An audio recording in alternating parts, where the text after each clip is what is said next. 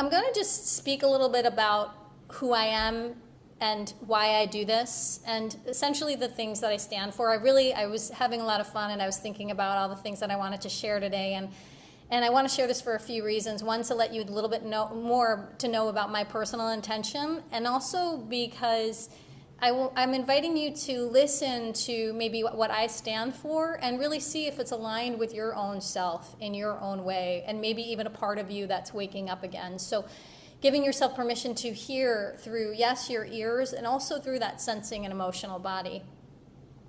And so one of the things that I stand for is I stand for joy.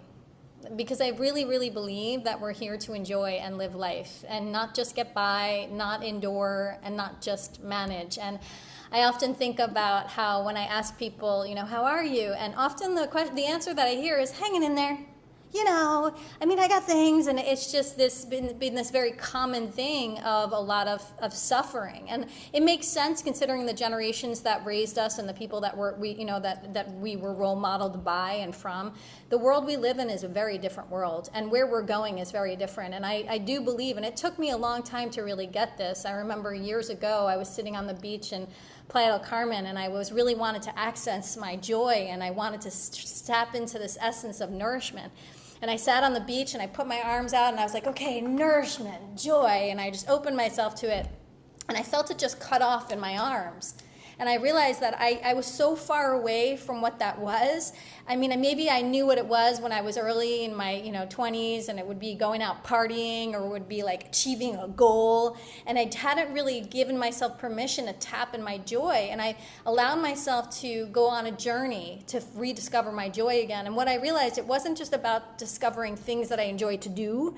It was actually allowing myself to get more and more familiar and remember what the essence and the sense of joy was in my body. And so the embodiment of joy, I believe, yeah, sure, we are spiritual beings having human experience. That said, we live in this human experience. We can and we get to enjoy it fully. And if we've been living in fight or flight or survival or, not enough or too much or anything like that, we can get really familiar and used to and further away from the essence of joy.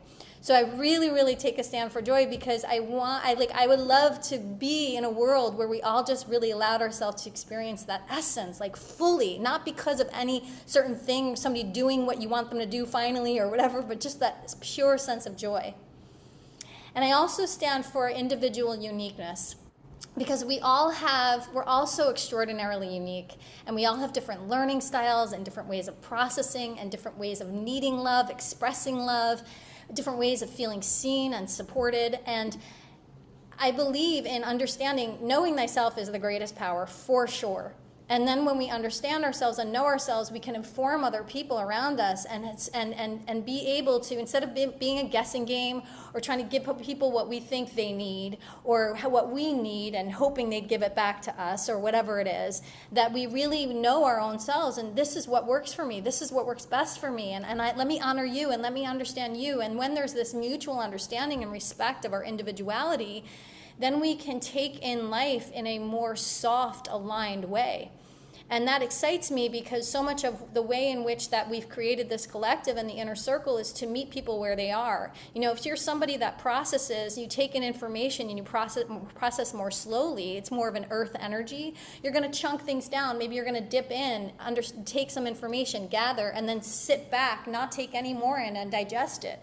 As opposed to if you're somebody that's a little bit more air, you're going to keep devouring the information and maybe repeating it over and taking it in and taking it in and taking it in until it lands and integrates.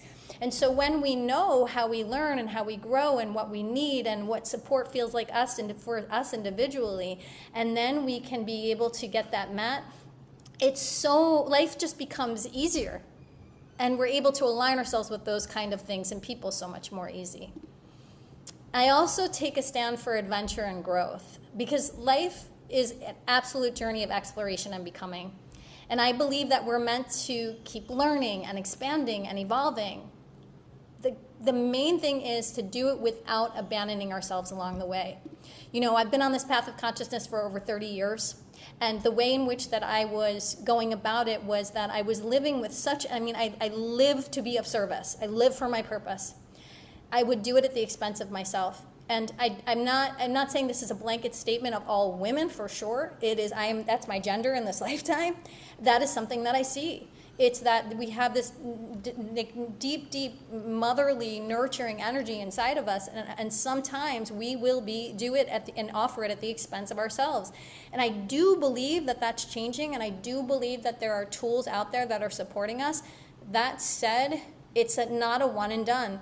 It is a retraining of our nervous system. It's a retraining of our sensing body, our emotional body, and our physical body to be women that live in that greater sense of sovereignty and self-honor, to be able to tend to our own selves so that way we can be on this path of journey and growth and of evolution in a way that feeds us, that fuels us, that excites us.